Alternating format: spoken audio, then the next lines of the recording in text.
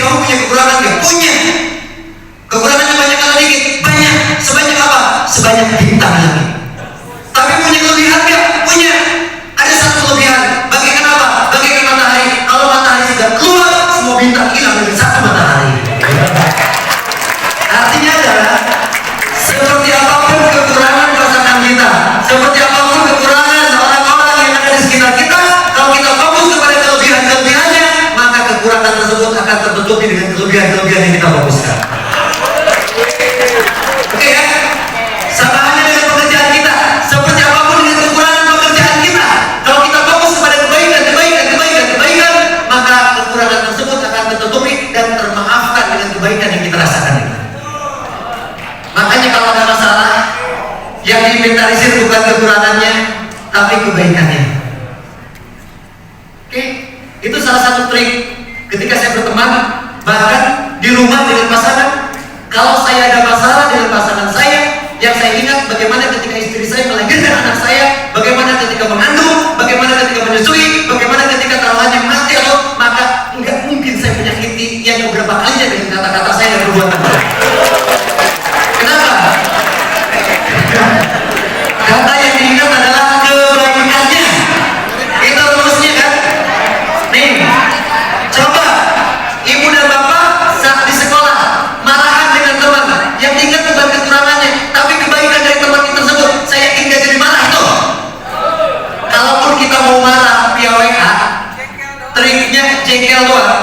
Ketika dia WA kita marah banget ingin balas, triknya adalah jangan dulu langsung balas, balasnya esok hari saja. Saya yakin ketika esok hari kita membalasnya akan jauh lebih bijak daripada saat itu kita langsung balas. Betul kan? Itu salah satu trik kan? Kalau kita marah, jangan direspon dengan apa yang kita ingin curahkan. Udah kita pergi aja dulu. Marahnya besok diungkapkannya. Saya yakin tidak seserem ketika saat itu marah kan? Kenapa? Kita sering banget, apalagi kepala sekolah akan marah kepada bapak guru, murid dan seterusnya. Ketika kemarahan kita, emosi kita puncak, ketika selesai marah saya yakin kita menyesal dengan kata-kata kita. Betul gak? Betul ya? Makanya kalau marah triknya nanti saya marahnya besok aja deh. Udah ya? Oke, berarti kalau udah cinta seperti ini ya. Kalau udah cinta itu apa? Cinta itu selalu mendatangkan kepada kebahagiaan dan selalu membahagiakan yang kita cintai. Jadi ciri-ciri cinta itu semangatnya adalah semangat membahagiakan yang kita cintai. Kalau kita benar-benar mencintai murid-murid kita, semangat kita adalah membahagiakan murid-murid kita. Cara membahagiakan murid-murid kita, kita tahu karakteristik dan kebutuhan. Kalau dia ingin yang minum air bening, kasih air. Kalau dia ingin apel, kasih apel. Kalau dia ingin anggur, kasih anggur. Kalau dia ingin ngaliwat, kasih ngaliwat tuh.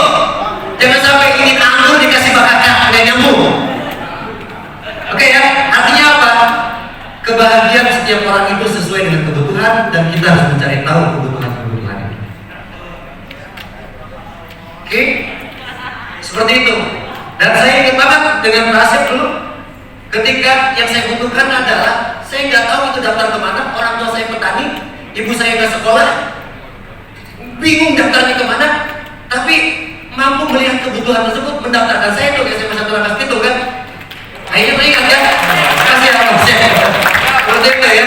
Saya ingat banget pada saat itu. Padahal pada saat itu belum kepala sekolah apa ya? Belum.